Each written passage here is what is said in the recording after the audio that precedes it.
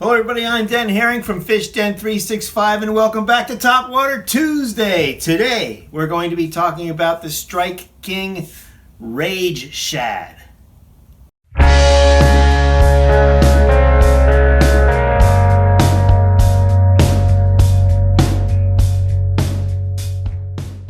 Okay, so the Strike King Rage Shad, what is it? How does it work? It's a lot like a buzz toad, but it's got a shad or bait fish profile to it. It's got, this could pass for a bluegill if you have a green pumpkin color, or a shad if you have a shad type of color like this one. The whole deal with this thing is that this tail makes one hell of a lot of commotion on the surface. I mean, this for soft plastic bait. I don't think there's any that makes a bigger commotion than this bait. Even their Rage Toad, because it's got two tails, it's not the same. This thing just makes a lot of commotion on the water, and it's a lot of sound as well. So it's hard to beat from that perspective. When you fish this thing, you want to fish it so that the tail is in the up position, not down like this. You actually want the tail in the up position, and that'll give you the maximum buzz and sound out of the bait. The way I like to fish this bait, you have to hook this perfectly straight, but I like to take a 4 or 5/0 owner hook, the type with the screw lock. You just screw lock in the nose of the bait. Make sure that tail is up before you do anything. Straight in the nose, screw it in.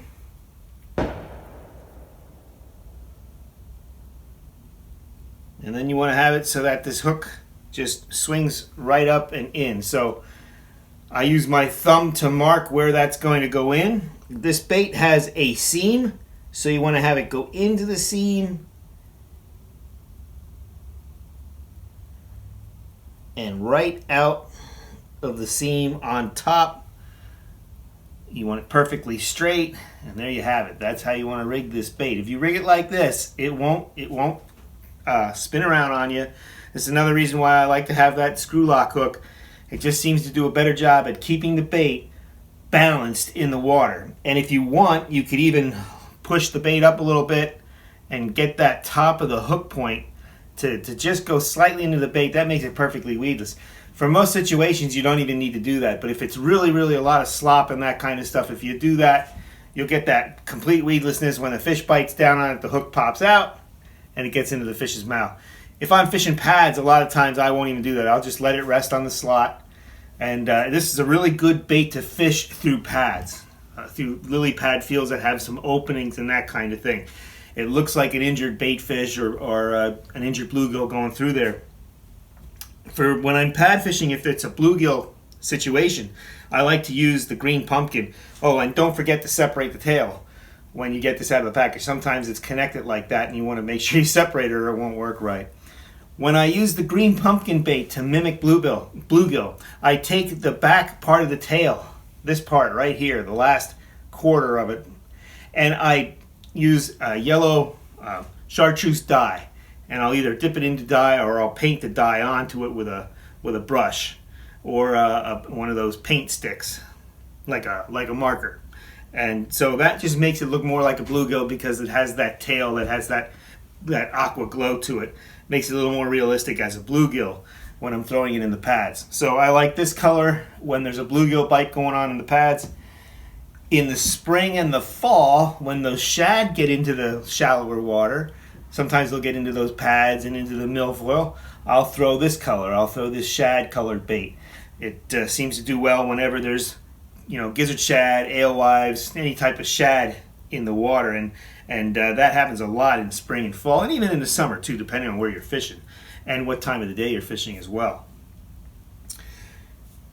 I probably mentioned this before, but as far as buzz baits go, I'm a huge horny toad fan. I think that bait overall is the best buzz toad out there, and it's because of the sound it makes. But it's a subtle sound. The horny toad doesn't make a lot of noise. It doesn't make a huge commotion. It's subtle. But on calmer days, on days when the fish are a little skittish, that subtle sound really gets them to come up. Conversely, when the fish are really active, if they're really blowing up on that toad, or if there's a good chop on the water, if there's a good ripple or chop on the water, I'll go to this bait because it makes that much more of a commotion. It's easier for the fish to pick this stuff out, to pick this bait out when there's a little bit of a chop on the water, and they'll come up and they'll dry and eat this bait. So on days when the fish are extremely active and smashing on top, or on days when you have a chop on the water from the wind and you still want to try that for that top water bite, I'll throw this Raid Shad in the pads and in the slop and in the weeds. It's a good bait, makes a lot of noise, a big commotion. You know the fish are seeing it when it's going by. Give it a try. If you haven't fished this bait, rig it like this and you won't have trouble. Throw it out there and give it a shot on the right kind of conditions. It could be a killer. The other thing I like that I should mention about this is I'll typically throw this on the same gear that I use to throw a buzz toad. So I'm using a bait casting rod, heavy action, medium heavy action. My rod that I like so much for this is the Dobbins series 7-foot rod. It's meant for toad fishing. It says horny toads right on the rod. 7-foot rod. I think it's like medium heavy or heavy. And then I'll use braid, and I'll use straight braid with this technique when I'm throwing in the weeds. So if I'm throwing in milfoil beds and I'm throwing over lily pads, I'm using 50-pound test straight braid. And I'll use dark green, or I'll paint it dark green or even black with a marker so that it matches in with the lilies and the surrounding weeds. If I was to throw this over open water, I would use a monofilament leader so that they can't see that braid. And there is times where you can throw this in sparse cover and that kind of thing, or near wood, that kind of thing. I'm more likely to use a monofilament leader, maybe 2 rod lengths long, and go that way with it. Hopefully that answers any questions you have as far as, and that would be like 17-pound test, 20-pound test leader is what I'd be using on 50-pound braid would be the braid that I would use the leader with. Anyway, it's a good bait. That's this week's Topwater Tuesday. Give the Raid Shad a try. If you have experience with this bait, please comment. Let me know what your experiences have been. I'd love to hear it. And looking forward to coming and giving you more content in the very near future.